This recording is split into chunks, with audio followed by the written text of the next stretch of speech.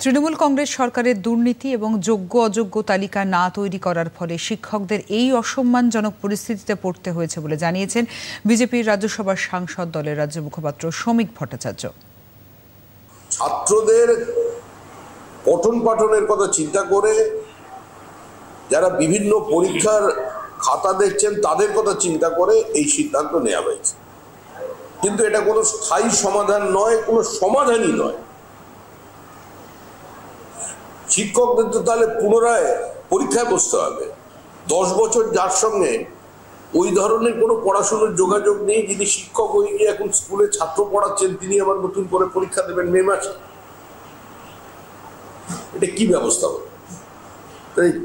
যেখানে ছিল সেখানেই আছে।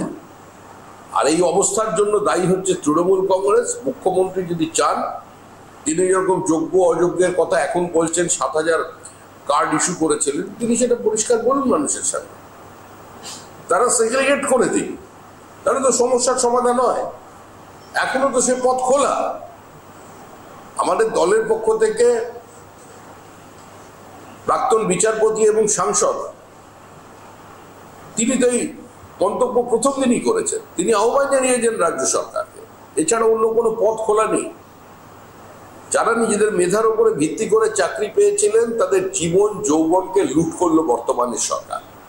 ডিসেম্বর পর্যন্ত মাইনে পাবে। এটা কি স্বস্তি হলো? এটা কি কোনো সম্মানের জীবিকা হলো? এর থেকে দুর্ভাগ্যজনক, হতাশাজনক পরিস্থিতি আর কিছু হতে পারে।